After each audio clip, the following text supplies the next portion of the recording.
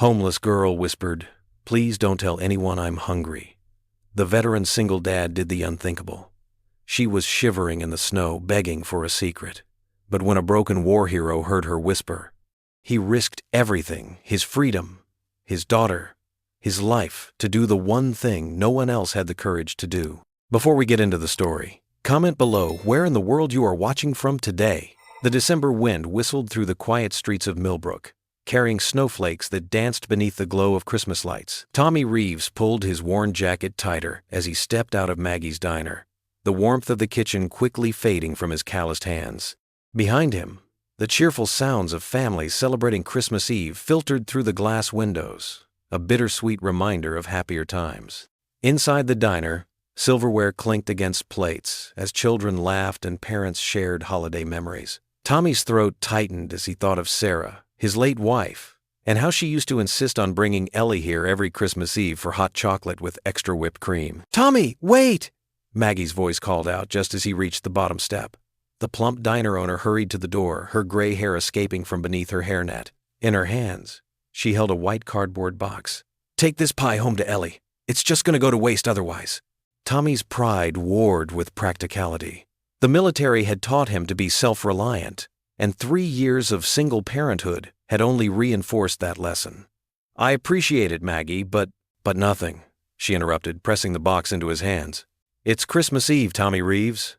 Sometimes a piece of pie is just a piece of pie." He managed a small smile, knowing Maggie meant well. "Thank you. Ellie loves your apple pie." "You're a good father, Tommy," Maggie said softly. Sarah would be proud. The mention of his wife's name sent a familiar ache through his chest. He nodded, not trusting his voice, and carefully tucked the pie box under his arm. In his pocket, the pay envelope felt thin, another reminder of how tight things were this Christmas. The street was nearly deserted as Tommy made his way toward home. Christmas lights twinkled from shop windows, and garland wrapped around lampposts swayed in the wind. A scraggly orange cat darted across his path, disappearing into the shadows of Pete's hardware store. His combat boots crunched in the fresh snow as he passed the alley behind Wilson's pharmacy. The sound nearly masked it. A quiet hiccup, followed by a muffled sob. Tommy stopped, his body tensing with the instinct that had kept him alive in war zones. There it was again. Tommy set the pie box down carefully on a nearby ledge and moved closer to the dumpster. "Hello," he called softly. "Is someone there?" The sobbing stopped immediately, replaced by the sound of someone trying desperately to control their breathing. Tommy's heart rate picked up as he edged around the dumpster. His eyes adjusted to the shadows, and what he saw made his chest constrict. A little girl huddled against the brick wall, her arms wrapped tightly around her knees. She couldn't have been more than 8 years old. Her dark hair was matted and dirty, her thin jacket far too inadequate for the winter weather. Most shocking were her feet, bare and red from the cold, with angry scratches across the tops. Tommy's training kicked in automatically. He assessed her condition, shivering severely, possible early stages of hypothermia, signs of malnutrition evident in her hollow cheeks. But it was her eyes that struck him hardest, wide, frightened, and holding the kind of wariness no child should know. He crouched down slowly, keeping his movements deliberate and non-threatening. "Hey there," he said gently, using the same voice he used when Ellie had nightmares. "I'm Tommy. Are you hurt?" The girl pressed herself further against the wall, clutching a ratty backpack to her chest like a shield. Her lips trembled, and when she spoke, her voice was barely a whisper. "Please don't tell anyone I'm hungry." The words hit Tommy like a physical blow. He'd heard similar pleas before, in war-torn villages, from children who had lost everything. He'd sworn then never to turn away from a child in need. That oath felt just as binding now, on a snowy Christmas Eve in small-town Appalachia. Moving carefully, Tommy retrieved the pie box from where he'd set it. The girl tracked his movement with wary eyes, her body tense as if ready to bolt. He opened the box and broke off a piece of the still warm apple pie. "Here," he said softly, holding it out. "It's good, I promise. Best pie in town." The girl's eyes darted between his face and the offered food. Her hands shook as she reached out, hesitating just before taking it. Tommy held perfectly still, letting her make the choice. Finally, her cold fingers brushed against his as she accepted the pie. She brought it to her nose first, sniffing cautiously, then took a tiny bite. A single tear rolled down her dirt-streaked cheek as she chewed, and Tommy had to fight back his own emotion. The simple act of sharing food with a hungry child on Christmas Eve stood in stark contrast to the cheerful families he'd watched through the diner windows. There in the alley, with snow beginning to drift down around them, Tommy Reeves felt something shift in his heart. The same protective instinct that had driven him to become a medic in the Army, that had helped him raise Ellie alone after Sarah's death, now focused entirely on this shivering child before him. Her hands trembled as she finished the pie, each careful bite a testament to how long she'd gone without proper food. Tommy remained crouched at her level, patient and still, as snowflakes caught in her tangled hair and his own fingers grew numb from the cold. Tommy crouched beside the shivering girl, holding out his weathered hand. "I'm Tommy," he said softly, keeping his voice gentle like he used to do with scared kids during his medic days. "Would you like to get somewhere warm?" The girl hesitated, clutching her torn backpack closer. Her bare feet were red from the cold, and Tommy noticed how she favored her right leg. After what felt like forever, she gave a tiny nod.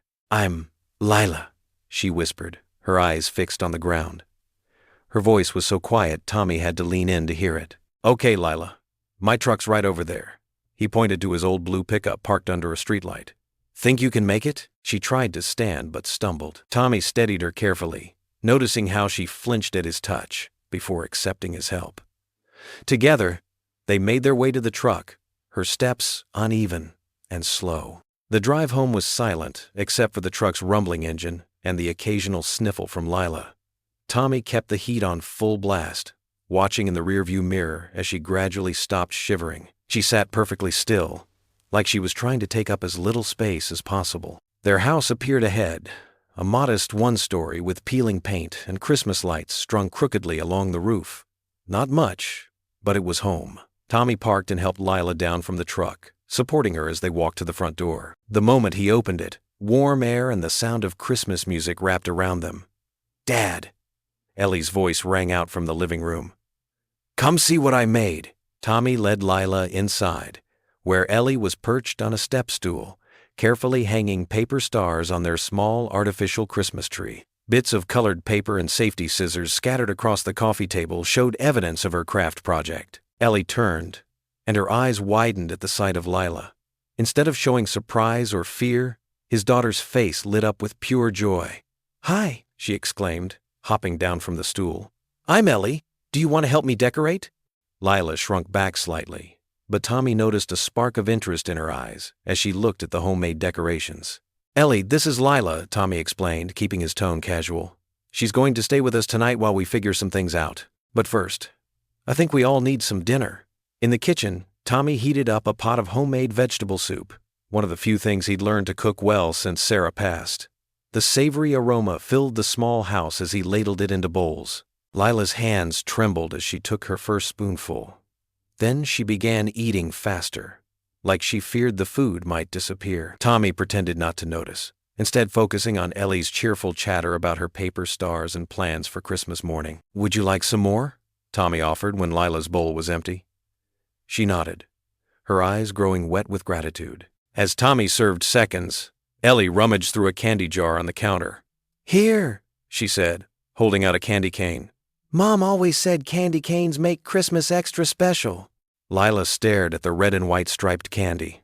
Her lower lip quivered, and suddenly tears spilled down her cheeks. Before anyone could react, she threw her arms around Ellie in a fierce hug, sobbing into the other girl's shoulder. Ellie, showing wisdom beyond her years, simply hugged back. "It's okay," she whispered.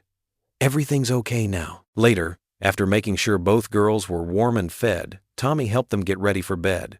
He gave Lila one of Ellie's clean nightgowns and some thick socks. The girls would share Ellie's room, his daughter had insisted, already treating Lila like a sister. "Good night, Dad," Ellie called as he turned out the light. From the other side of the bed came Lila's quiet voice. "Thank you, Mr. Tommy." Tommy settled onto the living room couch, too wired to sleep despite his exhaustion. The Christmas tree's lights cast shifting shadows on the ceiling as his mind raced. Had he done the right thing? He should have called the police or child services. But something in Lila's eyes, that look of absolute terror when she'd first seen him, told him there was more to her story. The clock on the wall ticked steadily, marking each moment of his sleepless vigil. Outside, snow continued to fall, muffling the world in white silence. Tommy clasped his hands and closed his eyes. "Lord," he whispered into the darkness, "I don't know if I did right by this child tonight, but please, please, help me protect her." Through the window, the beam of headlights swept across the wall as a police cruiser rolled slowly past, its tires crunching in the fresh snow. Tommy lay still, listening as the sound faded into the night, unaware of its significance in the quiet darkness of Christmas Eve. Morning light crept through the frost-covered windows, casting pale shadows across Tommy's living room. The worn Christmas tree, decorated with Ellie's paper stars and a few ancient ornaments, stood in the corner like a humble guardian. Tommy had barely slept, his military training keeping him alert through the night. A giggle from Ellie's room broke the silence. Tommy's heart warmed at the sound. It had been too long since laughter filled these walls. He pushed himself off the couch, his joints stiff from the cold night. In the small bedroom, Ellie sat cross-legged on her bed, surrounded by construction paper and markers. Lila perched uncertainly on the edge, watching as Ellie pulled colorful paper chains from under her pillow. "Merry Christmas," Ellie beamed, holding out a hand-drawn card to Lila. "I made this for you last night, after you fell asleep." Lila's fingers trembled as she reached for the card. "For me?" Her voice quivered, eyes wide with disbelief. "Course it is," Ellie bounced on the bed. "Look, I drew us building a snowman together." Tommy leaned against the doorframe, watching as Lila carefully opened the card. Her small face lit up at the crayon drawing inside, though she kept glancing at Tommy as if asking permission to be happy. I don't have anything to give back," Lila whispered, her shoulders hunching. "That's okay," Tommy said, stepping into the room. "Christmas isn't about having things to give, it's about being together." He cleared his throat, fighting the memory of past Christmases when Sarah was alive. "Who's hungry for pancakes?" "Me!" Ellie jumped up, grabbing Lila's hand.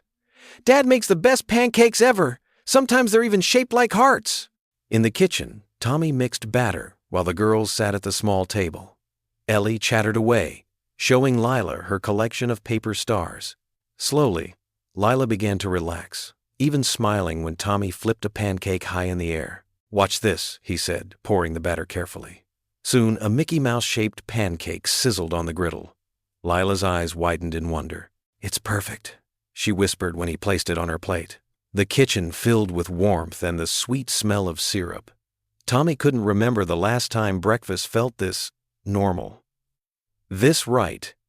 Ellie told jokes that made Lila giggle. And for a moment, the weight of loss and loneliness lifted from the house.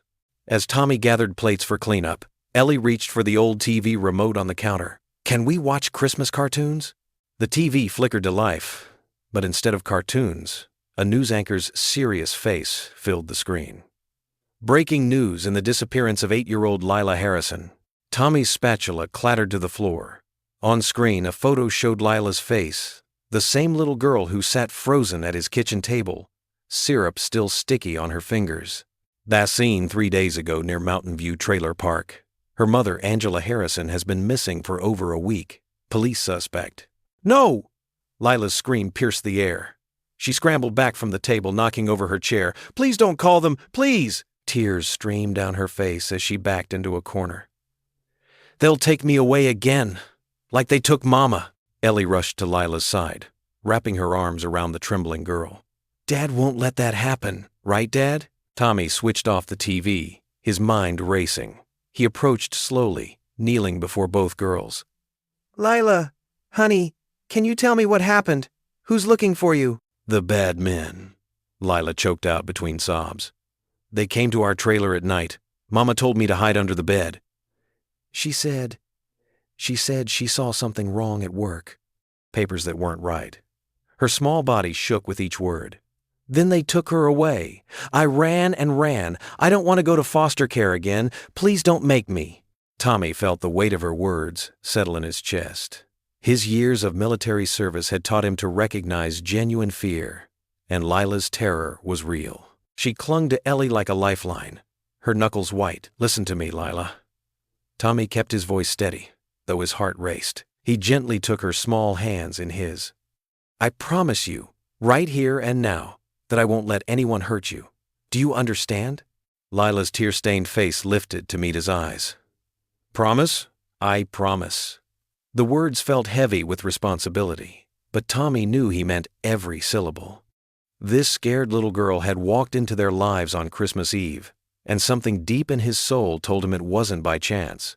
"You can share my room forever," Ellie declared, hugging Lila tighter. "We'll be like sisters." Tommy watched the girls hold each other, his daughter's innocence and Lila's fear creating a picture he'd never forget. Behind them, through the kitchen window, snow began to fall again, coating the world in silence. He knew he'd just stepped into something much bigger than a simple act of kindness. But seeing Lila's tears slow as Ellie comforted her, he couldn't bring himself to regret it. Tommy's old pickup truck rattled down Main Street, its heater working overtime against the December chill. He needed space to think, to clear his head after the morning's shocking revelation about Lila. Mrs. Colby, their elderly neighbor with a heart bigger than her curiosity, had practically insisted on watching the girls when she'd spotted Tommy looking stressed on his front porch. "Those little ones will be fine with me," she'd said, her silver hair catching the winter light. "I've got hot chocolate and Christmas cookies waiting." Her kind eyes had told Tommy she suspected something was wrong but wouldn't pry, at least not yet. The local Gas and Go came into view, its faded red sign creaking in the wind. Tommy's heart sank as he spotted the fresh missing person posters taped to the front door.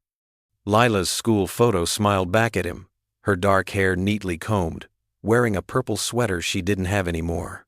The word "missing" screamed in bold letters above her innocent face.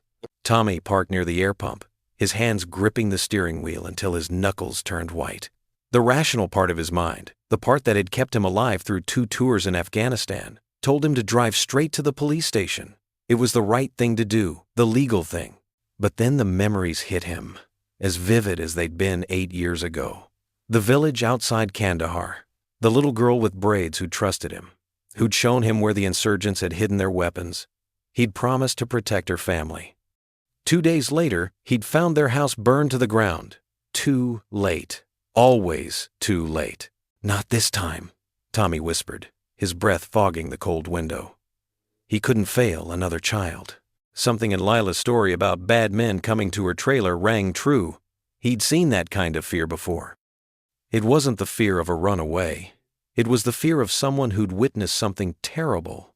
The gas station's bell chimed as other customers came and went. Tommy watched them through the windshield, wondering if any of them could tell he was harboring a missing child. An elderly man buying cigarettes. A mother with 2 kids getting hot chocolate. Normal people living normal lives, while his world had turned upside down in less than 24 hours. When Tommy pulled into his driveway an hour later, the sound of laughter drew him to the backyard. Ellie and Lila were building a small snowman, their cheeks pink from cold and excitement. Mrs. Colby sat watching from the back porch, wrapped in a thick blanket. The girls had dressed their creation in one of Ellie's old scarves and given it stick arms that pointed toward the sky. "Look, Dad," Ellie called out. "We named him Hope." Lila smiled shyly, her earlier tears forgotten in the simple joy of play. She'd borrowed one of Ellie's winter coats, the blue one with silver stars, that was slightly too big for her. For a moment, she looked like any other child, safe and happy. Tommy's decision crystallized. He'd protect her, at least until he knew the whole story.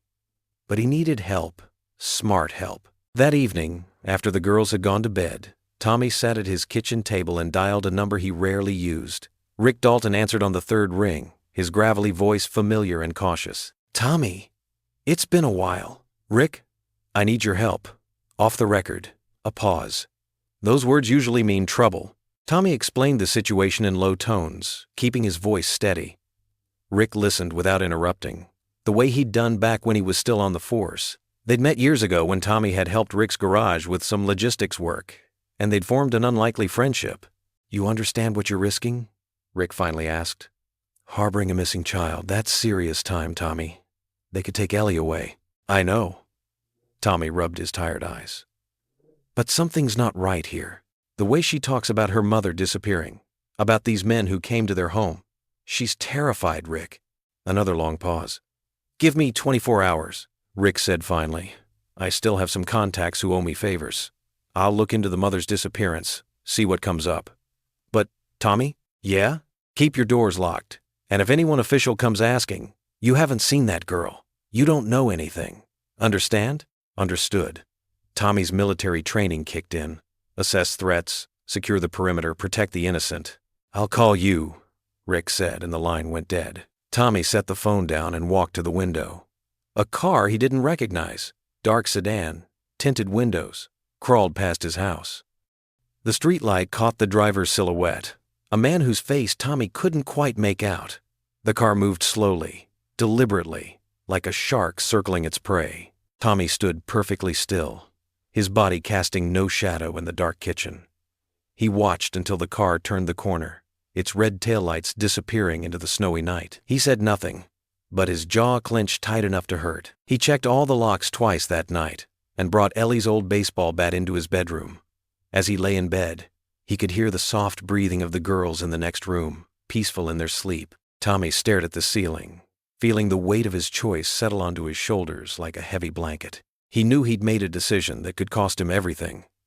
But as sleep finally began to take him, he remembered Lila's words from that morning. They'll take me away again. The fear in her voice had been real.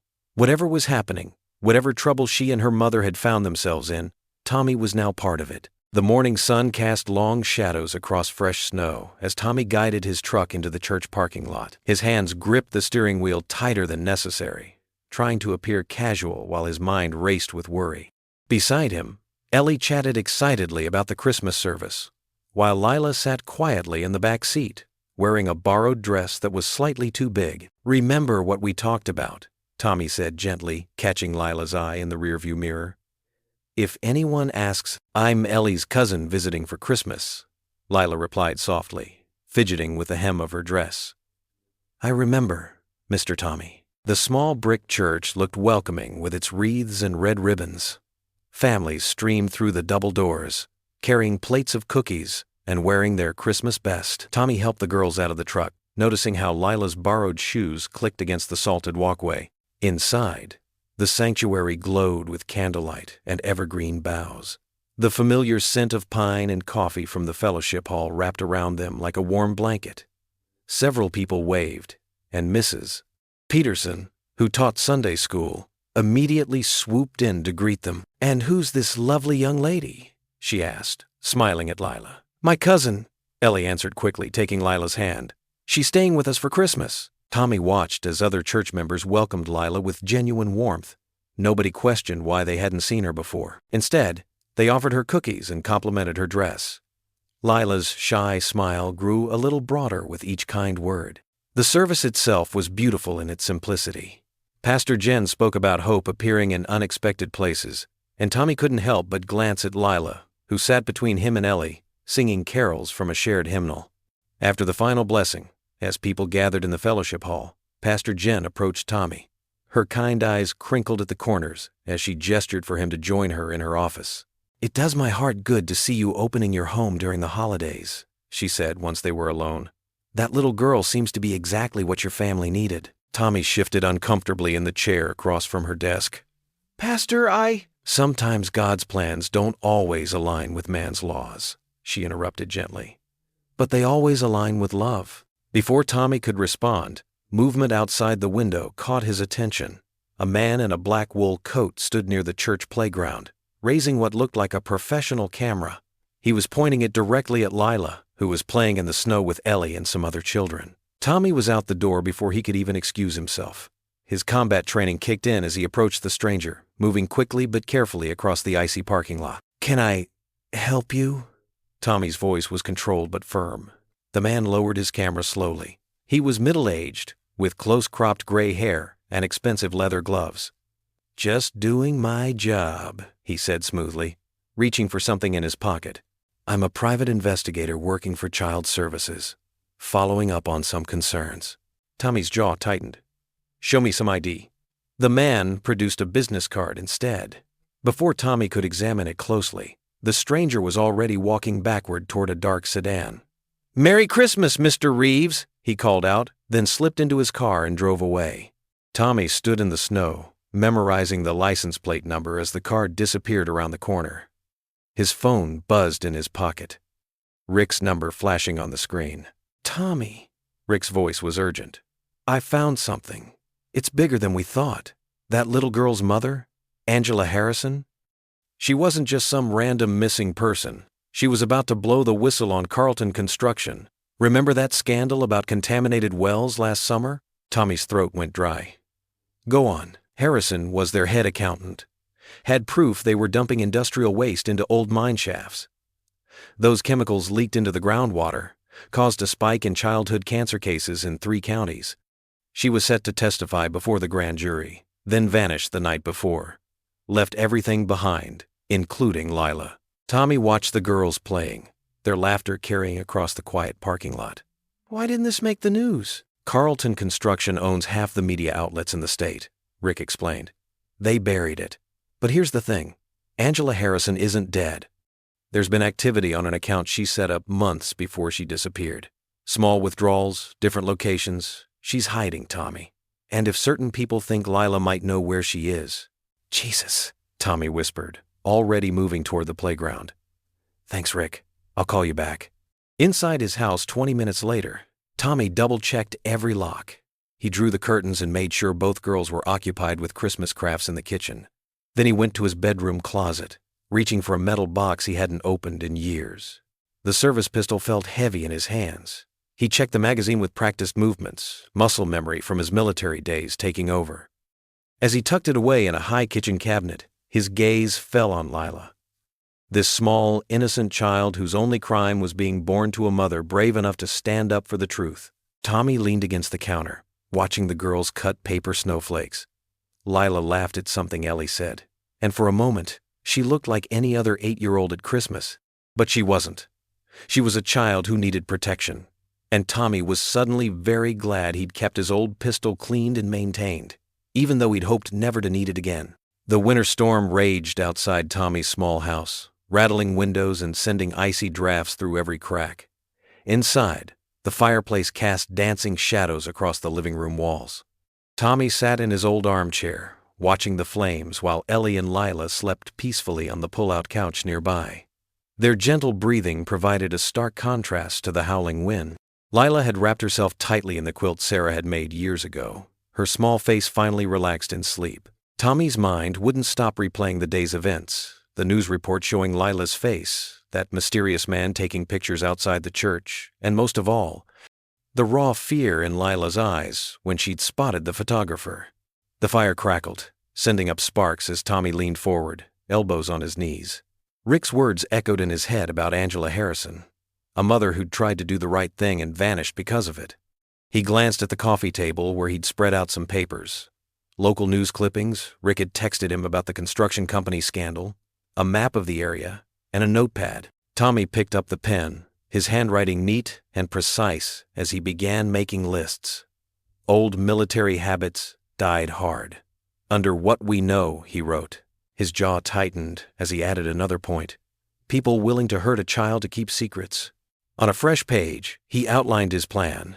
A floorboard creaked, and Tommy looked up to see Ellie standing there in her Christmas pajamas, rubbing her eyes. "Daddy," she whispered, careful not to wake Lila. "Can't sleep." Tommy set aside his notepad and opened his arms. Ellie climbed into his lap like she used to when she was smaller. At 10, she was getting too big for this. But tonight, neither of them cared. She curled against his chest, and Tommy breathed in the familiar scent of her strawberry shampoo. "Is Lila going to be okay?" Ellie asked, her voice small against his shirt. "I heard you talking to Mr. Rick on the phone, about her mom." Tommy stroked her hair, choosing his words carefully. "I'm going to do everything I can to help her, sweetheart. Just like I always do, everything I can to keep you safe. And of Stray. Of the labory stot Ains. And of end of in 19, like how Mommy kept fighting even when she was sick?" Ellie's question made Tommy's throat tight. "That's right," he managed. "Your mom was the bravest person I've ever known." Ellie yawned. "I think Lila's brave too. She's not crying anymore when she thinks we can't see." Tommy kissed the top of her head. "You're pretty brave yourself, kiddo. Now, back to bed. It's late." He tucked Ellie back under the blankets next to Lila. As he straightened up, Lila's eyes fluttered open. She looked up at him, more alert than he'd expected. "Mr. Tommy?" she whispered. He knelt beside the couch. "What is it, sweetheart?" Lila's fingers clutched the quilt. "You remind me of my daddy. He was brave, too." The words hit Tommy like a physical blow. His mind flashed back to that hospital room 3 years ago. Sarah's hand in his as she'd whispered her final words. "Stay brave for our girl, Tommy. Promise me." He had to clear his throat before he could respond. "Your daddy sounds like a good man, Lila." "He was," she said softly, "before he got sick. Mom said he fought hard, just like she's fighting now." Tommy gently tucked the quilt around her shoulders. "Try to get some sleep, okay?" Lila nodded, her eyes already growing heavy. "Good night, Mr. Tommy. Thank you for being brave for us." Tommy returned to his chair by the fire, watching as both girls drifted back to sleep.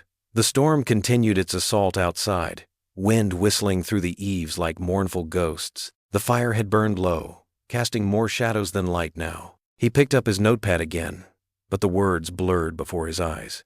His thoughts drifted to Sarah, to all the nights they'd sat in this same spot planning their future. Now here he sat planning something entirely different. How to protect a little girl he barely knew. How to find a mother who'd risked everything for the truth. The wind rattled the windows harder, and Tommy found himself checking the locks again, making sure the back door was secure. When he returned to his chair, he pulled his old service pistol from its box in the side table, checking it methodically before returning it to its hiding place. The weight of it was familiar in his hands, though he'd hoped never to need it again. He stayed awake as the fire dimmed to embers, listening to the storm and the quiet breathing of 2 innocent children who trusted him to keep them safe. The clock on the mantel ticked past midnight, marking the end of Christmas Day. In the dim light, Tommy could just make out the words he'd written at the bottom of his notepad. "Find Angela Harrison. Whatever it takes." The wind continued its haunting song, and Tommy settled in for a long night's watch, unaware that this night, this decision, would change everything. The morning sun sparkled off fresh snow like thousands of tiny diamonds, turning the world into a blinding white canvas that made Tommy squint against the glare. He reversed his old pickup out of the narrow driveway, the tires crunching through the packed snow with a satisfying crunch. Through the rearview mirror, he watched Ellie and Lila waving goodbye from Mrs. Colby's front porch, their small hands moving frantically in the crisp air. Their breath came out in little puffs of steam, and both girls were bundled up in thick winter coats that made them look like colorful marshmallows. The elderly woman stood protectively behind them, one weathered hand resting gently on each girl's shoulder. Her bright flowered housecoat looked almost tropical against the pristine white snow, a splash of warmth in the cold morning.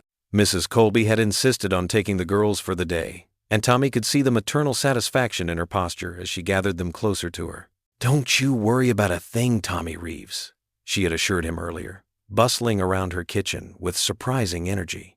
"We'll bake cookies and watch Christmas movies all morning. Maybe make some hot chocolate with those little marshmallows."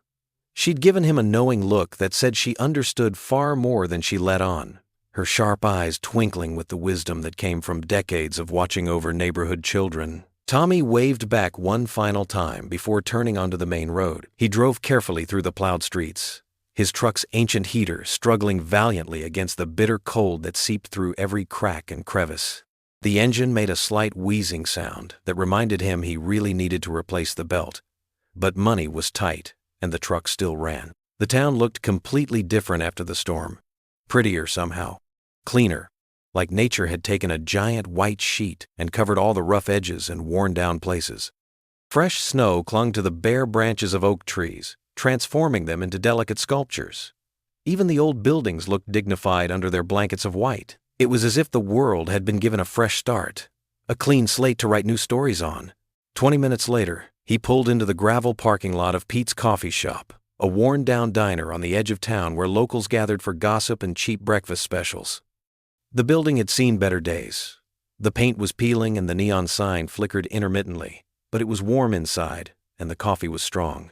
Steam rose from the building's vents, creating a welcoming fog against the cold morning air. Rick Dalton's beat-up Chevy was already parked outside, its blue paint faded, and the back bumper held on with duct tape. Tommy found his friend in a corner booth near the back, nursing a cup of black coffee that had probably gone cold while he waited. Rick looked tired, his normally neat appearance rumpled and disheveled, like he'd been up all night poring over documents. His usually clean-shaven face showed stubble, and his clothes looked like he'd slept in them. "You look rough," Tommy said, sliding into the cracked vinyl booth across from him. Rick rubbed his face with both hands, his palms making a scratching sound against the stubble.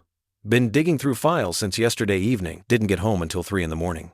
He gestured to the waitress, then pushed a steaming mug across the scarred wooden table. "Already ordered you coffee. Figured you'd need it." "Thanks." Tommy wrapped his cold hands around the warm ceramic mug, feeling the heat seep through his fingers. The coffee smelled rich and strong, exactly what he needed. "What did you find?" Rick glanced around the diner, making sure no one was listening. The morning crowd was thin. Just a few retired farmers and a trucker reading a newspaper. Still, he kept his voice low as he pulled out a worn manila envelope from his jacket pocket. "Construction companies been dumping toxic chemicals in old mine shafts for the past 5 years. Angela Harrison found the proof: doctored environmental reports, fake cleanup records, bribes to local officials." He spread several documents carefully across the table between the coffee mugs and sugar packets. The papers looked official, with letterheads and signatures, but Tommy could see where numbers had been changed and dates altered. "Look here at these financial records."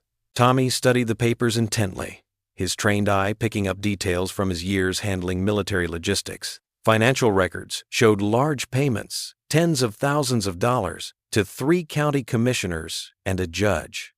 The amounts were disguised as consulting fees and charitable donations, but the pattern was clear. These are real? Copies from Angela's personal files. She was smart, kept everything backed up in multiple locations. Rick tapped a photograph that showed several men in expensive suits shaking hands outside the limestone courthouse. "That's CEO Michael Barnes with Judge Wilson. Same judge who signed the emergency order to remove Lila from her home after Angela disappeared." Tommy's jaw tightened as he recognized the judge's face from newspaper photos. The man had a reputation for being tough on crime, but apparently that didn't extend to white-collar criminals who could afford his price. "They're all connected." "Gets worse." Rick pulled out a police report with the county sheriff's letterhead. "Angela's car was spotted 2 weeks ago near the old Miller farmhouse, way out past the county line. Place has been abandoned for years since old Pete Miller died." He paused, lowering his voice even further. "Tommy, if she's hiding out there with winter coming on, I need to check it out. It's risky, real risky." Rick leaned forward across the table, his voice urgent. "If anyone sees you poking around out there, if they connect you to this investigation, these people have serious power. They could take Ellie away from you just to send a message." Tommy stared into his coffee, watching the steam rise in delicate spirals. The memory came flooding back without warning. Sarah's last Christmas in the hospital. The room had smelled of pine needles from the tiny tree Ellie had insisted on bringing, decorated with paper angels she'd made in art class. Sarah had been so weak by then, her face pale against the white pillows, but her eyes were still bright and full of love when she'd reached for his hand with trembling fingers. "Promise me something," she'd whispered, her voice barely audible above the hum of medical equipment. "Promise you'll keep choosing kindness, even when it's hard, especially when it's hard. The world needs more people who do the right thing, no matter the cost." "I promised her," Tommy said quietly, his voice thick with emotion. Rick didn't have to ask who he meant. He'd known Tommy and Sarah since they were all in high school together, had been at their wedding, had watched them build their life together. "Sarah would be proud of what you're doing. She'd be proud of the man you've become." Rick pulled out a detailed county map, unfolding it carefully and marking the route to the farmhouse with a red pen. The roads were mostly backcountry lanes that wound through hills and forest. "Take these back roads here. Less chance of being seen by anyone who might report back to the wrong people." Tommy memorized the directions, studying the map until he could navigate it in his sleep. Then he carefully gathered the documents, folding them and tucking them inside his jacket pocket. "Thanks, Rick. I owe you big time for this. Just be careful out there." Rick stood, leaving money for both their coffees on the table. "And, Tommy, if you do find her, call me first, before you do anything else. We'll need a solid plan to keep everyone safe." The drive took nearly 2 hours through winding country roads that seemed to lead deeper into wilderness with every mile. Tommy followed empty lanes that wound through snow-covered hills and dense forests of pine and oak. The farther he got from town, the more isolated the landscape became, and the more his thoughts drifted to Sarah. She would have known exactly what to do about Lila, would have seen the right path through this complicated and dangerous situation. Sarah always had a gift for seeing through to the heart of things, for knowing how to help people without making them feel small or ashamed. The Miller farmhouse appeared suddenly around a sharp bend in the road. A weathered two-story building with peeling white paint and a sagging front porch, surrounded by overgrown fields that stretched to the tree line. Tommy parked his truck behind a cluster of bare maple trees and observed the property through his old military binoculars. No fresh tire tracks disturbed the pristine snow in the long driveway. No smoke rose from the brick chimney. No lights glowed in any of the windows. The place looked completely deserted, abandoned to the elements and time. But as the afternoon sun began its slow descent toward the horizon, casting long purple shadows across the snow-covered fields, small details emerged that made his heart beat faster with hope and anticipation. A clothesline stretched between two wooden posts near the back of the house, and children's clothes hung stiff with ice and frost. A small pink sweater, tiny jeans, socks no bigger than his palm. And there, taped carefully to the inside of a downstairs window, was a child's crayon drawing. 2 stick figures, holding hands under a bright yellow sundae. Even from his distant vantage point, he could make out the wobbly letters written in purple crayon. Mommy and Lila forever. Tommy lowered the binoculars slowly, his hands trembling slightly from more than just the cold. Angela Harrison had definitely been here, maybe just days ago based on the fresh look of the laundry. The question that gnawed at him now was, where was she now, and was she safe? The abandoned farmhouse loomed before Tommy, its weathered boards groaning in the winter wind. Snow had drifted against the porch steps, untouched except for small animal tracks. Tommy's boots crunched as he made his way to the front door, his breath visible in the fading daylight. The door wasn't locked. It swung open with a gentle push, hinges protesting. Tommy stepped inside, letting his eyes adjust to the dim interior. The air felt thick with silence and abandonment, but something else too, a lingering presence, as if someone had left in a hurry. In the kitchen, unwashed dishes sat in the sink, a thin layer of frost coating their surfaces. A child's plastic cup decorated with butterflies stood on the counter, half full of frozen juice. Tommy's heart tightened. It was the kind of cup Ellie used to have. Family photos lined the hallway walls. Tommy studied them carefully. Angela Harrison with Lila at a birthday party, both smiling. Lila in a Halloween costume. Mother and daughter at what looked like a school event. They told the story of a normal, happy life, suddenly interrupted. The living room held more signs of hasty departure, scattered toys, an open coloring book, crayons spilled across the coffee table. A small Christmas tree stood in the corner, undecorated except for a single handmade ornament, a paper angel with Lila's name written in childish script. Tommy moved methodically through the house, his military training taking over. In the master bedroom, dresser drawers hung open, clothes strewn about. On the bedside table, a framed photo showed Angela holding legal documents, standing proud in front of the construction company's logo. A crumpled piece of paper caught his eye, half hidden under the bed. Tommy smoothed it out, heart racing as he read the hurried handwriting. They found me. Take Lila to... The rest was torn away, leaving only the desperate message fragment. Bright headlights suddenly swept across the bedroom window, cutting through the gathering dusk. Tommy's body reacted before his mind could process. He dropped to the floor, crawling quickly toward the hallway. Car doors slammed outside. Male voices approached the porch, their words becoming clearer. Boss wants this wrapped up clean, one said. No loose ends. Place looks empty, the other replied. Probably split weeks ago. Tommy pressed himself against the wall in the darkened hallway as the front door opened. 2 men entered, both wearing dark suits despite the weather, moving with practiced precision. They weren't local law enforcement or private investigators. These men carried themselves differently, dangerous, professional. Check upstairs, the first man ordered. I'll take the main floor. Tommy's mind raced. The back door was 15 feet away, through the kitchen. He'd have to time this perfectly. As footsteps climbed the stairs, he crouched low and moved silently toward the kitchen. Years of combat training guiding every step. A floorboard creaked under his foot. The man downstairs paused. You hear that? Tommy didn't wait. He bolted for the back door, no longer caring about stealth. Behind him, shouts erupted. The door stuck for a heart-stopping moment before bursting open under his shoulder. He sprinted through deep snow toward his truck, keys already in hand. The engine roared to life just as the men emerged from the house. Tommy threw the truck into reverse, tires spinning in the snow before finding purchase. He swung onto the dirt road, headlights off, accelerating into the growing darkness. Once he was sure no one followed, Tommy pulled over and called Rick with shaking hands. "They were there," he said when his friend answered. "2 men in suits. Professional types." "Damn," Rick's voice crackled through the speaker. "I was afraid of this. That company's hired cleaners before. Guys who make problems disappear. They're trying to bury whatever Angela found.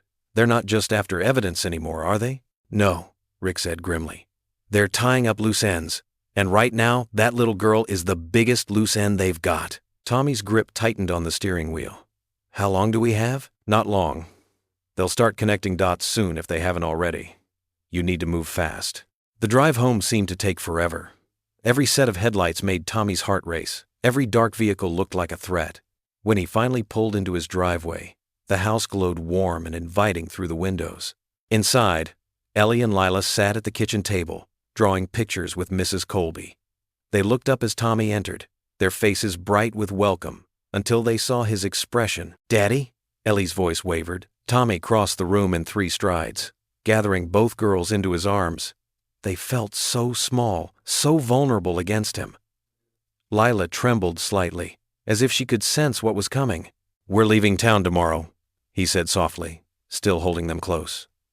His voice was steady despite the fear churning in his gut. He had to be strong for them now. Everything else, the danger, the uncertainty, the growing storm around them, could wait until morning. The pale winter sun had barely cleared the mountains when Tommy began methodically packing their essentials. His military training kicked in as he sorted through what they'd need: warm clothes, non-perishable food, basic medical supplies, and the cash he'd been saving for emergencies. His hands moved with practiced efficiency, though his heart felt heavy. Ellie stood in the doorway of her bedroom, clutching her favorite stuffed rabbit. "Daddy, what's happening?" Tommy paused, forcing a reassuring smile. "We're taking a little trip, sweetheart, like an adventure." He kept his voice steady, the same way he used to when explaining tough situations to his unit. "What about school?" Ellie asked, watching him fold her warmest sweaters. "Don't worry about that right now. Just pack your special things, but only what fits in your backpack, okay?" In the living room, Lila sat quietly on the couch, her small frame tense with worry. She'd been through this before. The rushed packing, the whispered urgency. Tommy knelt beside her. "You're safe with us, Lila, I promise." The words felt weighted with responsibility. They loaded the old pickup truck before sunrise, the neighborhood still peaceful under its blanket of snow. Tommy helped both girls into the back seat, making sure they were bundled up warm. The truck's engine rumbled to life, echoing in the quiet morning. As they drove through the winding mountain roads, Tommy kept checking the rearview mirror. The girls dozed in the back, Ellie's head resting on Lila's shoulder. The radio played softly, Christmas music still filling the airwaves, until a news bulletin made Tommy's blood run cold. Local authorities are searching for 8-year-old Lila Harrison, believed to have been taken by former Army veteran Thomas Reeves. Tommy switched off the radio, his knuckles white on the steering wheel. Someone had twisted the truth, painted him as a kidnapper instead of a protector. The thought made his jaw clench. By late afternoon, they reached a small motel tucked away in the mountains. The neon vacancy sign flickered weakly against the gathering dusk. Tommy registered them under the name James Wilson, paying cash. The clerk, an elderly woman with thick glasses, handed him the key with a smile that didn't quite reach her eyes. Their room was basic but clean. 2 beds with faded floral bedspreads, a small TV bolted to the wall, and a bathroom with yellowing tiles. Tommy drew the curtains while the girls explored their temporary shelter. Night fell quickly in the mountains. Tommy ordered pizza delivery, trying to make it feel like an adventure rather than an escape. They ate sitting cross-legged on the beds, and for a moment, things felt almost normal. But when darkness settled in completely, Lila's nightmares began. She thrashed in her sleep, crying out for her mother. "Mama, don't let them take me! Mama, please!" Tommy rushed to her side. gathering her small, trembling form in his arms. "Shh, you're safe, Lila. You're safe here." Ellie watched with worried eyes from the other bed as Tommy settled into the chair beside Lila, keeping his voice low and soothing. "When I was in the Army," he began, "I learned something important about being brave. It's okay to be scared. Being brave means doing what's right even when you're afraid." He stroked Lila's hair gently as she calmed. "I had a friend in my unit, Joey Martinez. One night, our camp got hit by a sandstorm. We couldn't see 3 feet in front of us, but Joey heard a dog crying outside the perimeter. He went out there, wrapped that scared pup in his jacket, and brought it back to safety." Lila's breathing steadied as she listened. "What happened to the dog?" "Joey adopted him, named him Sandy." Tommy smiled at the memory. "Sometimes the scariest moments lead us to exactly where we need to be." Both girls eventually drifted back to sleep, but Tommy remained vigilant. He sat by the window, watching the parking lot through a gap in the curtains. The TV murmured quietly in the background until a familiar face appeared on screen. His own. The news showed his service photo alongside Lila's school picture, painting him as a dangerous kidnapper. His stomach churned as he realized someone had orchestrated this, someone with influence enough to control the narrative. The same people who had forced Lila's mother into hiding were now using the media to hunt them down. At the front desk, the elderly clerk stared at her own TV screen, recognition dawning in her eyes. Her fingers trembled as she reached for the phone. Tommy's instincts, honed by years of combat experience, sparked to life. He heard the distant wail of sirens cutting through the mountain silence. Moving quickly but quietly, he woke the girls. "We need to go now," he whispered, helping them into their coats. "Like a fire drill, remember?" They grabbed their bags with practiced speed, another skill learned from their recent days on the run. Tommy ushered them out the back door just as red and blue lights began to flash at the entrance of the motel parking lot. The pickup truck started on the first try, its engine noise muffled by the fresh snow that had begun to fall. Tommy steered them onto the highway, headlights cutting through the swirling white. In the rearview mirror, the motel's lights grew smaller and smaller until they disappeared completely into the darkness. Ellie hugged Lila close in the back seat. Both girls silent but alert. The snow-covered highway stretched endlessly before them, each mile taking them further from home but hopefully closer to answers. The morning sun cast long shadows across the empty highway as Tommy's old pickup truck rumbled into the parking lot of the Blue Ridge Diner. His eyes burned from hours of driving, and both girls had fallen asleep in the back seat, Ellie's head resting on Lila's shoulder. The diner's neon "open" sign buzzed quietly in the crisp morning air. Tommy gently shook the girls awake. "Hey there, sleepyheads. Time for breakfast." Lila rubbed her eyes, looking around nervously. "Is it safe?" "We need to eat," Tommy said softly. "And I need coffee. Bad." The bell above the door chimed as they entered. The diner smelled of coffee and fresh-baked biscuits, reminding Tommy how long it had been since their last real meal. A few truckers hunched over their plates at the counter, paying them no mind. "Anywhere you'd like," called a warm voice. The waitress, probably in her 50s, had kind eyes and silver-streaked hair pulled back in a neat bun. As she approached their booth, something caught Tommy's eye. A silver cross pendant hanging from her neck. His breath caught. It was identical to the one Sarah had worn every day until... "I'm Grace," the waitress said, setting down menus. "You folks look like you've been on the road a while." Tommy nodded, trying to keep his voice steady. "Just passing through." Grace's eyes lingered on the girls, noting their rumpled clothes and tired faces. Without a word, she returned with 3 glasses of orange juice and set them down. "On the house. You look like you could use some vitamin C." "Thank you," Ellie said quietly, taking a small sip. As Grace took their order, Tommy couldn't help staring at the pendant. Grace noticed and touched it self-consciously. "Is something wrong?" "No, I'm sorry," Tommy apologized. "My wife, she had one just like it before she passed." Grace's expression softened. "I'm so sorry for your loss." She glanced around the nearly empty diner, then slid into the booth across from them. "You know, I've been doing this job long enough to recognize when someone's running from something, and I'm also pretty good at recognizing good people in bad situations." Tommy tensed, ready to grab the girls and bolt, but Grace held up her hands. "I'm not here to judge or cause trouble, but if you need help, sometimes God puts the right people in your path at the right time." Tommy studied her face, years of military training telling him to trust no one. But something in her eyes, the same kindness he'd seen in Sarah, made him pause. "I'm in trouble," he admitted quietly. "But I'm not guilty of what they're saying on the news." Grace nodded. "I believe you. Want to know why?" She gestured to Lila and Ellie, who were sharing a packet of crackers. "Because scared children don't trust bad people, and those girls trust you completely." Tommy's throat tightened. Grace leaned closer, lowering her voice. "I volunteer at New Hope Women's Shelter over in Marion County. We help women and children escape dangerous situations. Sometimes they need to disappear for a while, until things get sorted out." Hope flickered in Tommy's chest. "Do you ever work with women who are whistleblowers, who've exposed dangerous things?" Grace's eyes widened slightly. She glanced at Lila, then back to Tommy. "Let me make a call." She disappeared into the back office. Tommy kept watch through the windows, scanning for any unfamiliar vehicles. When Grace returned several minutes later, her face was bright, with purpose. "My friend Jenny, she's a nurse at the Mountain View Clinic in Riverside. She remembers treating a woman matching your description about 3 weeks ago. Sprained wrist, some bruising. She was scared, wouldn't give her real name." Tommy leaned forward.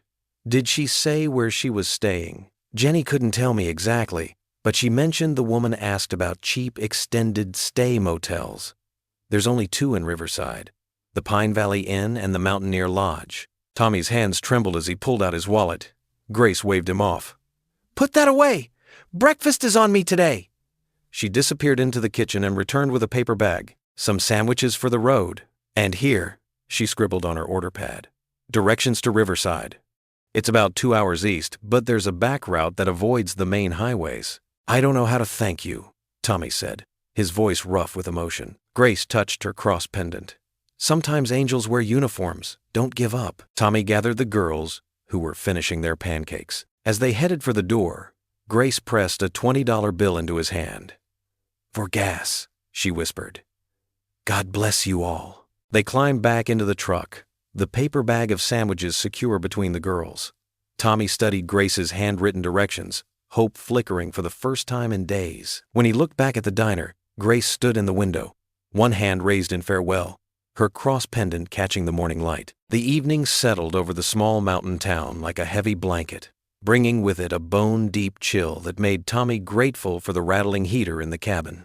The place wasn't much, just a single room with peeling wallpaper and mismatched furniture, but it was tucked away behind Earl's Gas and Grocery, where curious eyes wouldn't find them easily. "It's like camping," Ellie whispered excitedly, bouncing on the worn couch while Lila explored the tiny space with careful steps. The cabin smelled of pine and old wood smoke, with just a hint of mothballs from the stack of quilts in the corner. Tommy checked his watch for the 3rd time in 10 minutes. The nurse from the clinic had agreed to meet them at 7, and the hands were creeping closer to the hour. "Girls, remember what we talked about?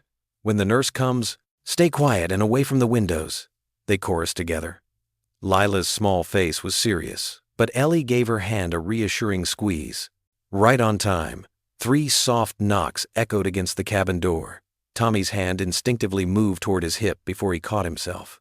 The nurse, Sarah, she'd said her name was, slipped inside quickly. She was younger than Tommy had expected, with kind eyes and practical shoes that didn't make a sound on the wooden floor. "I can't stay long," she said, pulling an envelope from her scrub's pocket. Her hands trembled slightly as she handed it to Tommy. "Angela left this with me 6 weeks ago. Said if anyone came looking for Lila, and if they knew about everything, I should give them this." Tommy opened the envelope carefully. The paper inside was cheap notebook paper, covered in hurried handwriting that slanted across the page. "If you're reading this, protect her. The truth will set us all free." He read it twice more, feeling the weight of each word. "Where is she now?" Sarah glanced at the girls, then lowered her voice. "There's an old Methodist church up in the hills. Been abandoned since the mining company bought up all the land around it. She's been hiding there, gathering evidence. Said she wouldn't leave until she had enough proof to make them pay for what they did." Tommy folded the note carefully, tucking it into his shirt pocket. "How do I find it?" "Take Forest Road past the old mill, then left at the Split Oak. You can't miss the steeple, even in the dark." Sarah moved toward the door, then paused. "She's been alone up there a long time. Be careful how you approach." After the nurse left, Tommy built a fire in the small stone fireplace. The flames cast dancing shadows on the walls as he heated up cans of chicken noodle soup. The girls sat cross-legged on a quilt spread before the hearth, sharing a sleeve of crackers. "Is my mom really up there?" Lila asked quietly, stirring her soup without eating. Tommy sat down beside her. "Yes, sweetheart. And tomorrow night, we're going to see her. Will she?" Lila's voice wavered. "Will she still want me?" "Oh, honey." Tommy set his bowl aside and pulled her close. "Your mama loves you more than anything. Everything she's done, all of this, has been to protect you." Ellie scooted closer, wrapping her arms around both of them. "And we love you too," she declared firmly. "Even if everything works out perfect, you're still going to be my sister? Right, Dad?" Tommy's heart swelled at his daughter's words. He looked at these two girls, one flesh of his flesh, one given to him by circumstance, and marveled at how love could grow so fast and deep in such a short time. Lila had stopped being just a child who needed help somewhere along the way. She had become family. The evening wore on, and the fire burned low. The girls curled up together on the couch, sharing whispered secrets until their eyes grew heavy. Tommy covered them with one of the old quilts, tucking it around their shoulders just as he had done every night since that first Christmas Eve that seemed so long ago now. He stepped outside onto the small porch, needing a moment to clear his head. The moon hung full and bright above the mountains, turning the winter landscape into a study in silver and shadow. The air was crisp and clean, carrying the scent of pine and wood smoke. Tommy bowed his head, his breath visible in the cold night air. "Lord," he whispered, "give me the strength to finish this right." The words felt inadequate for everything in his heart. His fear for these precious girls, his hope for tomorrow, his determination to see justice done. But he trusted they were enough. The moonlight caught the edge of Angela's note where it peeked from his pocket. "The truth will set us all free." Tomorrow, they would find out what that truth cost. But for now, in this quiet moment under the vast mountain sky, Tommy let himself feel the full weight of love that had brought them to this place. The morning sun crept over the mountains, painting the frost-covered ground in shades of pink and gold. Tommy stood at the gas pump, his breath visible in the crisp air as he watched the numbers slowly tick upward. The old pickup's tank was nearly empty after their long journey, and he couldn't risk being stranded now. Through the convenience store window, he could see Earl, the elderly station owner, reading his newspaper. The man hadn't asked questions when Tommy paid cash for the cabin, just handed over the key with a quiet nod. Sometimes, silence was the kindest gift a stranger could offer. Tommy's arm muscles ached from tension as he replaced the gas cap. Back in the cabin, Ellie and Lila were curled up like kittens on the sagging couch, exhausted from the previous day's travel. He draped his old army jacket over them when the heating unit started making strange noises in the night. The burner phone in his pocket vibrated. Rick's number. Tommy's stomach tightened as he answered. "They know." Rick's voice was urgent, stripped of its usual calm. "They tapped my phone, Tommy. They're coming. Get out now." Tommy's combat training kicked in instantly. "How long? Minutes, maybe." "I'm sorry, Headlights swept across the cabin windows, cutting through the early morning darkness. 3 black SUVs appeared from different directions, blocking the access roads. Men in dark suits emerged, their movements precise and threatening. Tommy sprinted toward the cabin, his boots crunching on frozen gravel. He burst through the door, startling the girls awake. "Under the bed," he commanded in the same tone he'd used leading soldiers. "Now, don't make a sound." Ellie grabbed Lila's hand, pulling her toward the bedroom. They'd practiced this drill, something Tommy had insisted on, praying they'd never need it. He heard the soft scrape of their bodies sliding across wooden floorboards just as someone pounded on the door. "Federal agents! Open up." Tommy knew better. Real federal agents would have announced themselves differently, would have approached differently. These were the company's men, wearing borrowed authority like ill-fitting suits. He slipped out the back window just as they broke down the door. The frozen air bit at his face as he crashed through the underbrush, deliberately making noise. Their shouts followed him into the woods, exactly as he'd planned, draw them away from the girls. The forest was his ally now, just like in Afghanistan. Tommy used every trick he'd learned overseas, changing direction after passing trees, using fallen logs to mask his trail, staying low where the underbrush was densest. His boots found purchase on icy rocks as he climbed higher into the tree line. A bullet splintered bark near his head. They were shooting now, abandoning all pretense of legitimacy. Tommy ducked and weaved, his muscles burning with effort.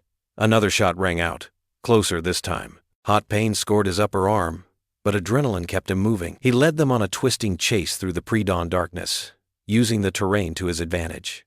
The woods grew thicker, the ground steeper.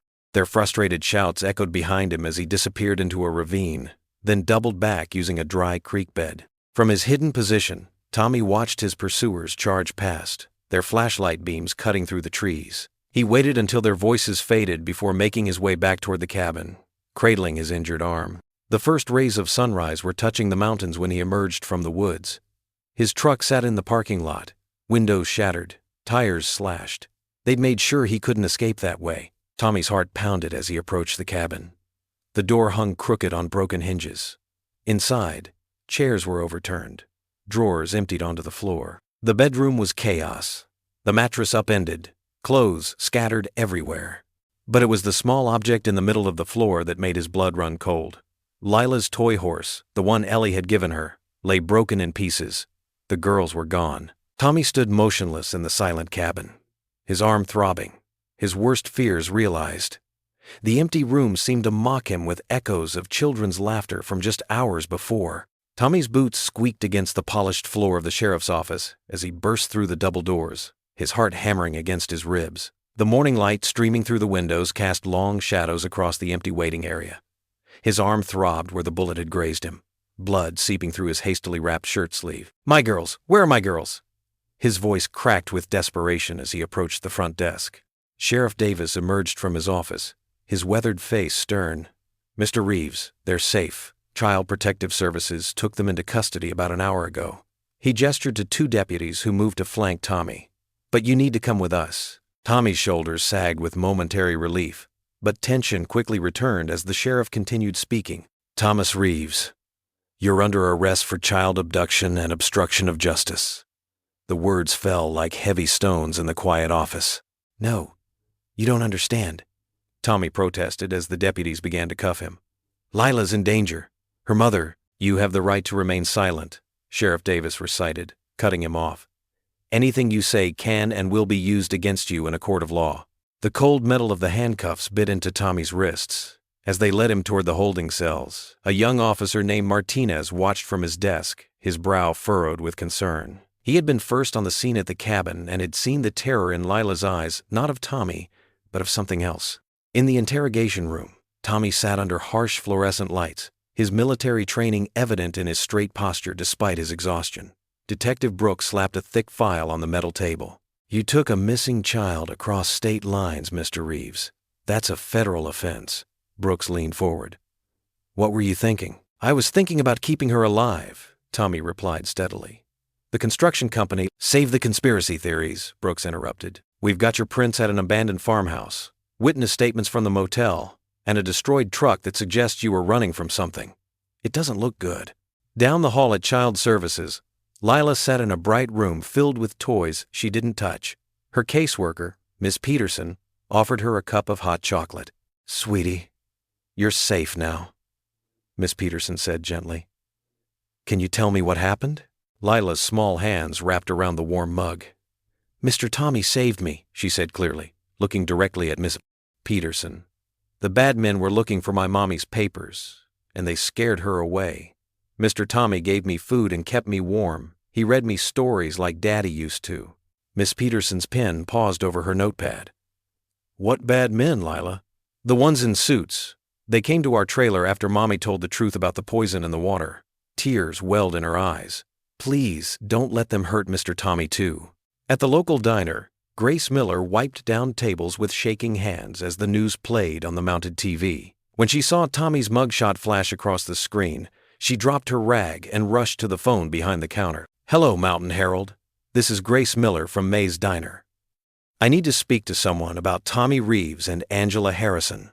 She twisted the phone cord around her finger. "Yes, the whistleblower case. I think they're connected, and I have proof." The story spread through the small town like wildfire. Some condemned Tommy as a kidnapper. But others remembered his quiet kindness, his service to the country, how he'd raised Ellie alone after Sarah died. Questions began to surface about the construction company's influence in local politics. Officer Martinez couldn't shake his unease. During his lunch break, he pulled the Harrison whistleblower file and found disturbing patterns, witnesses who changed their stories, evidence that disappeared, investigators who were suddenly transferred. In his cell, Tommy sat on the thin mattress, his head in his hands.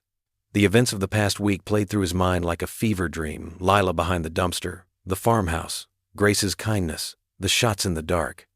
He touched his wedding ring, remembering Sarah's words about choosing kindness, even when it hurt. Footsteps echoed down the corridor.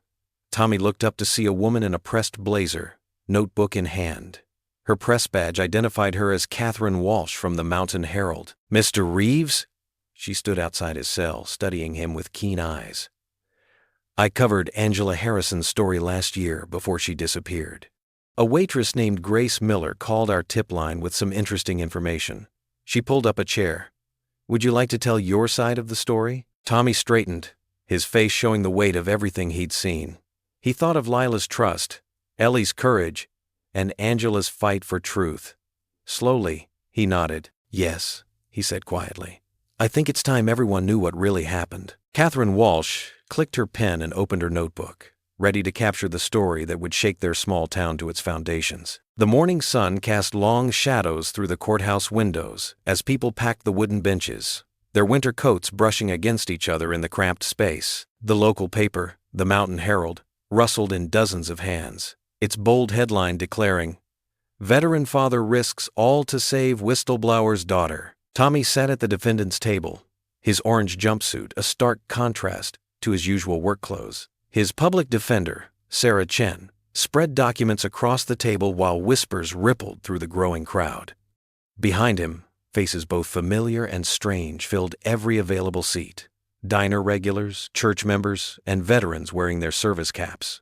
Grace Miller stood near the courthouse steps, handing out blue ribbons to show support. "Tommy Reeves is what this town used to be about," she told anyone who would listen. Helping others, no questions asked.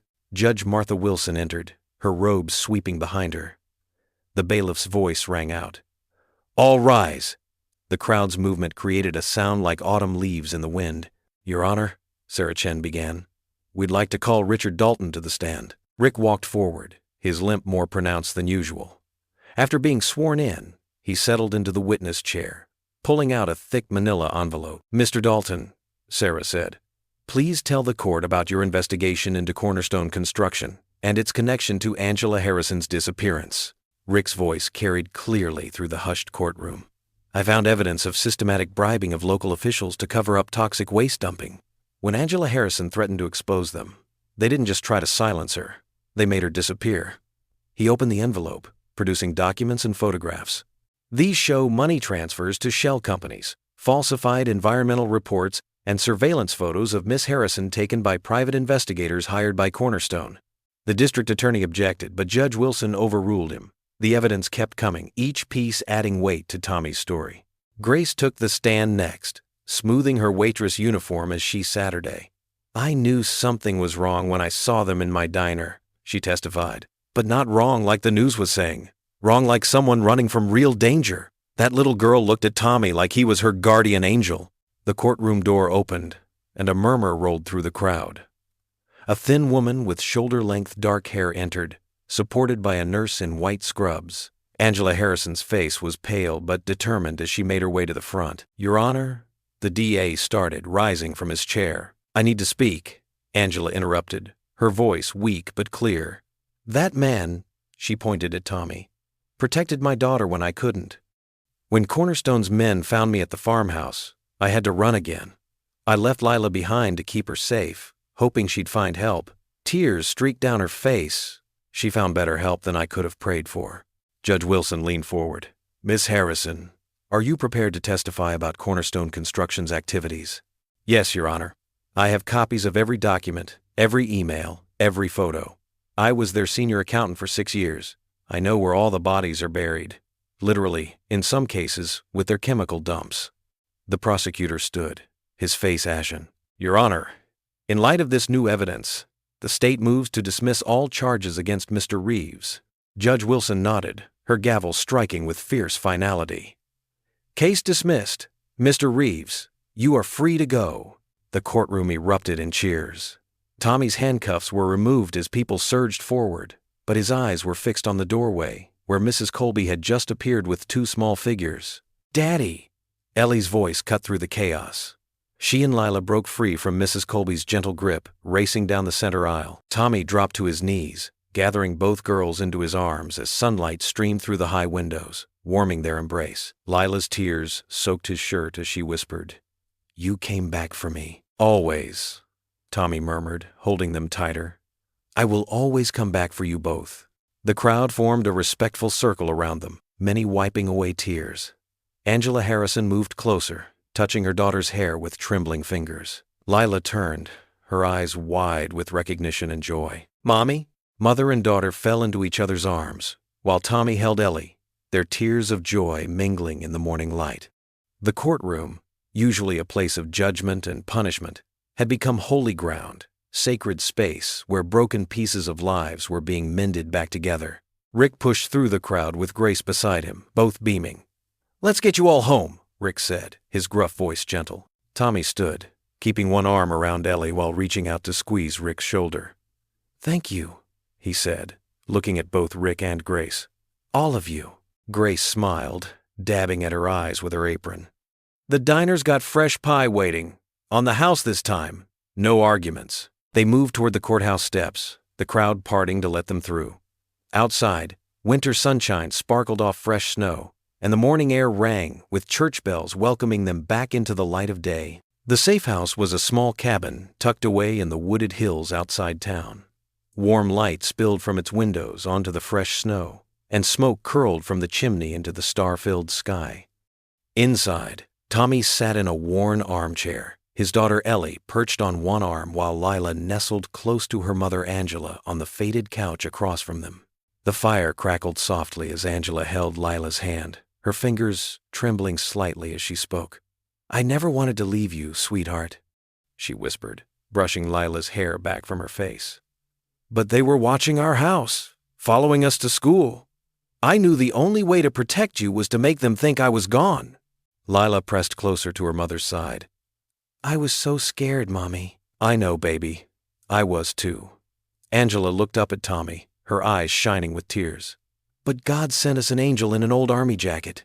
Tommy shifted uncomfortably in his chair, but Ellie squeezed his shoulder with pride. The cabin Rick had arranged was simple but secure. Thick curtains drawn across the windows, multiple exits, and a police car parked discreetly down the road. It felt like the first safe breath they'd all taken in weeks. "The construction company thought they could silence me," Angela continued, reaching into her bag to pull out a thick manila envelope. "But I spent months gathering more evidence. Bank records, emails, photographs of the contaminated sites, even recorded conversations with executives planning the cover-up." "That's why they were so desperate to find you," Tommy said quietly, remembering the men with guns at the cabin. Angela nodded. "I was moving between shelters, churches, anywhere I could hide. But I kept collecting proof." She turned to Lila with tears streaming down her face. "I'm so sorry you ended up alone, baby. I thought my sister would keep you safe, but when they threatened her family—" "It's okay, Mommy," Lila said, wiping her mother's cheeks. "Mr. Tommy found me. He made me feel safe again." Tommy's throat tightened as he remembered that first night, the tiny figure shivering behind the dumpster, asking him not to tell anyone she was hungry. Any decent person would have helped, he managed. "No," Angela said firmly. "Most decent people would have called the authorities. You listened to your heart instead of just the law. You protected my daughter when the whole system failed her." She reached across and gripped his hand. "Thank you for being brave enough to do what was right, not what was easy." Ellie slipped off the arm of the chair and went to sit by Lila, throwing her arms around the smaller girl. "We're sisters now," she declared. "Even when you go home with your mom. That won't change." Lila's face lit up. "Really?" "Really," Ellie said solemnly. "We can have sleepovers and everything. Right, Dad?" Tommy smiled at his daughter's certainty. "Of course, sweetheart. As long as it's okay with Miss Harrison." "Please call me Angela," she said softly. "And yes, absolutely yes. Our girls deserve all the joy they can get after everything they've been through." A knock at the door made them all jump, but it was just Rick bringing coffee and sandwiches. He set them on the small kitchen table and flipped on the TV, keeping the volume low. On the screen, they could see the local news showing live footage of the construction company's headquarters. Police cars lined the street, their lights painting the night in red and blue. Men in suits were being let out in handcuffs, while reporters thrust microphones toward them. "The FBI just moved in," Rick reported, satisfaction clear in his voice. "Your evidence was the final piece they needed, Angela. The whole corrupt network is coming down. The executives, the officials they bribed, everyone." They watched in silence as more arrests were made. Then the camera panned to show something unexpected. Dozens of townspeople gathering in the square, holding candles despite the cold. Pastor Jen stood among them, leading a prayer circle. The bells of the old church began to ring, clear and bright in the winter air. The sound carried even to their hidden cabin, marking what felt like a holy moment. "Listen," Ellie whispered, going to the window. "The bells sound like they're celebrating." "They are," Tommy said, standing to join her. "They're ringing for truth and justice and good people being brave. And family," Lila added, taking both Ellie's and her mother's hands. "They're ringing for family too." Angela smiled through her tears. "Yes, sweetheart. For all kinds of family, the ones we're born with and the ones God sends to save us when we need them most." Outside, beyond the warmth of their safe haven, the bells continued to ring across the snow-covered town. They rang for endings and beginnings, for truth revealed and wrongs made right, for two little girls who found sisterhood in the midst of chaos, and for the unbreakable bonds forged in the darkest hours of their longest night.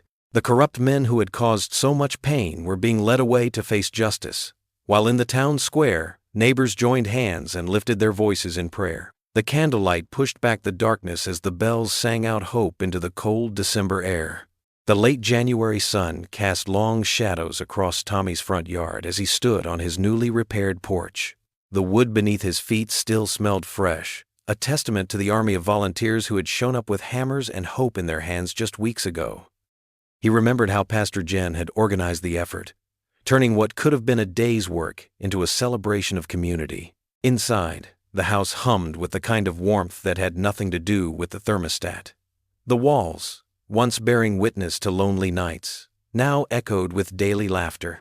On the kitchen counter sat 3 different casseroles, dropped off by neighbors who'd previously kept their distance. Mrs. Colby's famous mac and cheese, still warm from her oven, sat beside Betty Wilson's chicken pot pie and Jane Thompson's lasagna.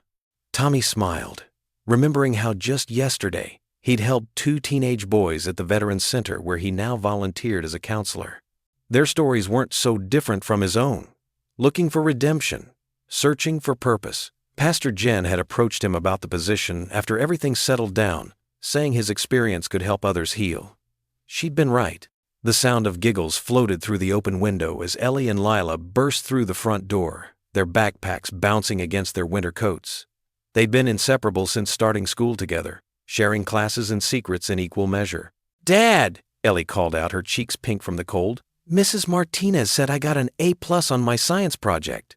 "That's wonderful, sweetheart," Tommy said, pulling her into a quick hug. "And how was your day, Lila?" Lila beamed, her eyes bright with the confidence that had slowly replaced her former fear. "I got picked first for basketball in gym class." She looked past Tommy to where Angela was coming up the walkway, carrying a grocery bag. "Mom, I made the team." Angela's face lit up as she climbed the porch steps. Her own healing journey had been steady, if sometimes difficult. The whistleblower case had concluded with full vindication, but the emotional scars took longer to fade. Still, having her daughter safe and their new extended family close by had worked miracles. "That's amazing, honey," Angela said, setting down her bag to embrace Lila. "I told you all that practicing would pay off." The kitchen soon filled with the comfortable chaos of dinner preparation. Tommy and Angela moved around each other with the ease of people who'd shared many meals together, while the girls set the table and chatted about their day. The casseroles were reheated, fresh salad was tossed, and soon the warm aroma of home-cooked food filled every corner of the house. As they settled around the table, Tommy noticed Lila fidgeting with something under her napkin. Her eyes kept darting to him throughout the meal, a secret smile playing at the corners of her mouth. Finally, As they finished their last bites, she couldn't contain herself any longer. "Tommy," she said, her voice soft but sure, "I made something for you today, in art class." She pulled out a carefully folded piece of paper from beneath her napkin. The room grew quiet as Lila handed it to him. Tommy unfolded it slowly, aware of everyone watching. His breath caught in his throat as the drawing came into view. Done in bright colors, it showed a tall figure in what was clearly meant to be his old army uniform, standing protective and strong. Beside him were three smaller figures, Ellie, Lila, and Angela, all holding hands and smiling. Above them, written in careful letters decorated with stars, were the words, "My hero dad." Tommy's vision blurred as he stared at the picture. Ellie leaned against his shoulder, while Angela reached across the table to squeeze his hand. The simple title, "My Hero Dad," spoke volumes about how far they'd all come. "Do you like it?" Lila asked, her voice carrying a hint of uncertainty. Tommy had to clear his throat before he could speak. "Like it? Lila, this is the most beautiful thing anyone's ever given me." He stood up, walking to the living room where Sarah's photograph hung in its familiar spot on the wall. The frame next to it had been empty for years. He'd never known quite what belonged there. Now he knew. With careful movements, he positioned Lila's drawing in the frame, stepping back to see how perfectly it fit beside his late wife's smiling face. The others had followed him into the living room. Tommy felt Ellie's hand slip into his on one side, while Lila pressed against him on the other. Angela stood close by, her presence completing their unlikely but unshakable family circle. Looking at Sarah's photograph, Tommy spoke softly to his wife's memory. "You'd be proud of us, Sarah." The words carried all the love, grief, healing, and hope that had brought them to this moment. The evening light painted the room in soft gold, touching Sarah's photograph and Lila's drawing with the same gentle glow. Outside, neighbors walked their dogs or chatted on porches, the same community that had once cast suspicious glances, now offering warm waves through the window. The sound of children playing basketball drifted from the court down the street, and somewhere nearby, church bells chimed the evening hour. Tommy stood there, surrounded by his expanded family, feeling the weight of Sarah's wedding ring on the chain around his neck. It no longer felt like a burden of grief, but a reminder of love's ability to grow and transform. The house that had once felt too empty now burst with life, proving that family could be found in the most unexpected places, and that sometimes the bravest thing you could do was simply open your heart to love again. The moment stretched peacefully, filled with the kind of quiet joy that comes from knowing you're exactly where you're meant to be, with exactly the people you're meant to be with. Through the window, the last rays of sunlight painted the snow in shades of pink and gold, a reminder that even the coldest winters eventually give way to spring. Snow drifted down in lazy spirals, coating the small Appalachian town in a pristine blanket of white. The old church bells rang out across Main Street, their familiar chimes drawing people through the gathering dusk toward the warm glow of stained glass windows. Tommy Reeves stood at the bottom of the church steps, his breath visible in the cold air, watching as families hurried past with cheerful greetings. "Merry Christmas, Mr. Reeves," called out the gas station owner, tipping his hat. "God bless you, Tommy," added Mrs. Wilson, the librarian, squeezing his arm as she passed. A year ago, those same people had watched him with suspicion and whispered behind his back. Now their smiles were genuine, their warmth real, amazing what truth and time could do to heal old wounds. "Dad, come on, we're going to be late." Ellie tugged at his sleeve, her red wool hat dusted with snowflakes. Beside her, Lila Harrison bounced on her toes, no longer the frightened child who'd hidden behind dumpsters. Her cheeks were rosy with excitement, her new Christmas dress peeking out beneath her winter coat. Angela Harrison appeared at his side, looking healthy and strong, so different from the haunted whistleblower who'd been forced into hiding. "The girls are right," she said, smiling. "We don't want to miss Pastor Jen's special service." Inside, the church glowed with hundreds of candles. Evergreen garlands wrapped the wooden pillars, and red poinsettias lined the altar. The pews were packed, but people shifted to make room for them in the front row. Tommy noticed Rick Dalton, his ex-cop friend, sitting with Grace from the diner. Even the young officer who'd believed in him during his arrest was there with his family. Pastor Jen stepped up to the pulpit, her eyes twinkling as she surveyed the congregation. "Brothers and sisters," she began, her voice carrying to every corner. Exactly 1 year ago, on the coldest Christmas Eve I can remember, God sent us a reminder of His endless grace. The room fell silent as she recounted the story. How a weary veteran found a hungry child. How that simple act of kindness had exposed corruption and healed not just one family, but an entire community. Tommy felt Ellie's small hand slip into his as Pastor Jen described their midnight escape, the chase, the arrest that followed. But this isn't a story about scandal, Pastor Jen continued. This is a story about courage, about choosing love over fear, about how one man's decision to help a stranger revealed the very best in all of us. Tommy glanced around the church, remembering faces. There was Mrs. Colby, who'd watched the girls without question, the nurse who'd helped find Angela, the reporter who'd believed him when no one else would. Each person had played a part in their miracle. After the sermon, the congregation moved outside for the annual tree lighting. The massive evergreen stood dark against the purple twilight sky, waiting. Tommy remembered how different everything had felt last Christmas. The fear, the uncertainty, the desperate prayer for guidance. "Lila," Pastor Jen called out. "Are you ready, sweetheart?" Lila stepped forward, no trace of her former shyness as she took her place before the crowd. The piano music began, and her clear voice rose into the snowy night. Silent night. Holy night. All is calm, all is bright. Tommy's vision blurred with tears. He could still see her as she'd been that first night, trembling, hungry, whispering her plea not to tell anyone. Now her voice soared above the square, strong and pure as truth itself. Ellie beamed with pride at her friend, and Angela wiped her eyes, overwhelmed by how far they'd come. The song ended to enthusiastic applause. Pastor Jen handed Tommy and Angela the switch for the Christmas tree lights. "Together," she said softly. They pressed it as one, and suddenly the massive tree blazed to life, thousands of white lights reflecting off the falling snow. The crowd gasped in delight. Children pointed and laughed. Somewhere, a baby cooed. Tommy felt something profound settle in his chest as he watched the lights twinkle across the upturned faces of his neighbors. The fear that had gripped him that first night, the worry about doing the right thing, about protecting his daughter, about breaking the law, seemed far away now.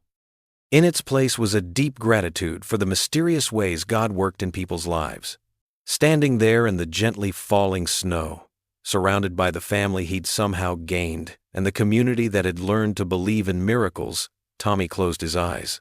His prayer was simple, but heartfelt. "Thank you for bringing her to my door." Lila's arms wrapped around his waist, and he opened his eyes to find her smiling up at him. She wasn't just the little girl he'd saved anymore. She had saved something in him too, something he'd thought died with Sarah. She had reminded him that love was worth any risk, that doing right mattered more than playing it safe. The Christmas lights sparkled in the darkness, and all around them, the town that had witnessed their miracle celebrated the power of one simple act of kindness on a cold winter's night. Spring sunshine warmed Tommy's weathered face as he sat on his front porch, the wooden boards creaking gently beneath his rocking chair. His coffee steamed in the morning air while birds chirped in the maple trees that lined his modest yard. The newspaper lay spread across his lap, its bold headline catching the light. "Local hero receives medal for bravery and service to community." His calloused fingers traced the words, still not quite believing it. Below the headline was a photo of him accepting the award at Town Hall, Ellie and Lila beaming beside him. The article mentioned how he'd helped establish a new program for at-risk youth and families in crisis, working alongside Pastor Jen and the church. The screen door squeaked, and he looked up to see Angela Harrison coming through with a picnic basket, her dark hair caught in the breeze. Behind her, Ellie and Lila giggled as they carried plates and cups, their sneakers thumping against the wooden steps. "We thought you might want some company," Angela said, setting the basket down on the small table beside him. Her eyes were bright, so different from the haunted look they'd held a year ago. "The girls insisted on making the sandwiches themselves." "We put extra pickles on yours," Lila announced proudly, her ponytail bobbing as she helped spread out the checkered blanket on the porch floor. At 10 years old now, she'd grown taller, stronger, the fear that once shadowed her face replaced by confidence and joy. Ellie, now 11, arranged paper plates in a neat circle. "Dad, did you see your picture in the paper? Mrs. Colby says she's going to frame it for the diner." Tommy chuckled, folding the newspaper carefully. Don't know about all this fuss. Just did what needed doing, that's all. That's exactly why you deserve it, Angela said softly, sitting down beside him. She pulled out containers of potato salad and fresh strawberries. Because you never thought twice about helping us when everyone else looked away. The girls settled cross-legged on the blanket, diving into their lunch with the endless appetite of growing children. Tommy watched them share potato chips and whisper secrets, marveling at how natural it felt. This makeshift family born from one desperate Christmas Eve. Remember when you first brought me here? Lila asked between bites, her eyes distant with memory. I was so scared, but Ellie gave me her teddy bear to sleep with. Mr. Snuggles. Ellie nodded solemnly. He's very good at keeping nightmares away. Tommy's throat tightened. That bear's seen a lot of tears over the years.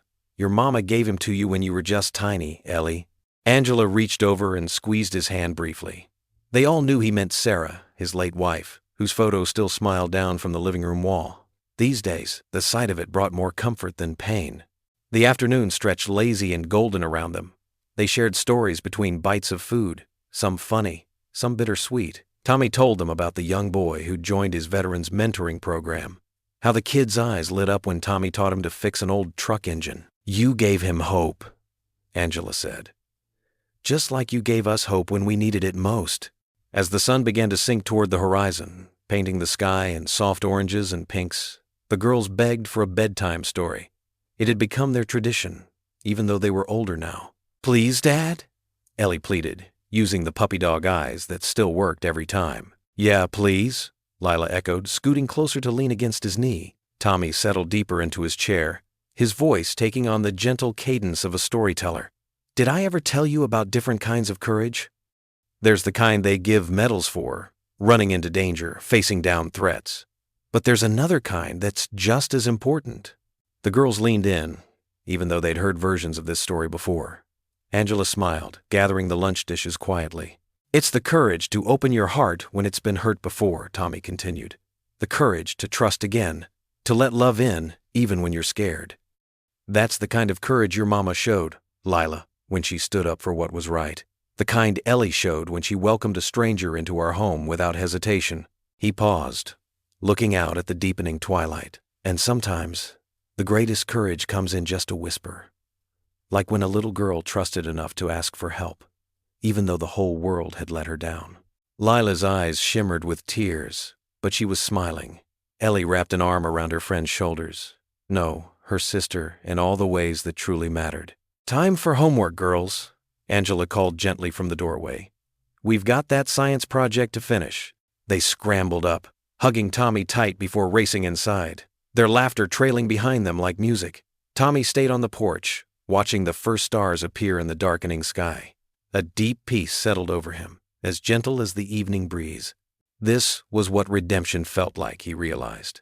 Not grand gestures or dramatic moments, but the quiet miracle of broken pieces coming together to form something beautiful and new. That frightened whisper behind a dumpster had led him here, had shown the whole town what love could do when given room to grow. Tommy closed his eyes and smiled, listening to the girls' voices drifting through the screen door, to the rustle of spring leaves, to the steady beating of his healed heart. What would you do if you were in their place? Comment your answer below, and let's see how you'd rewrite the ending. If you enjoyed the story of Tommy Reeves, I handpicked the next story that you will enjoy. Please don't miss this one. Click here to watch it.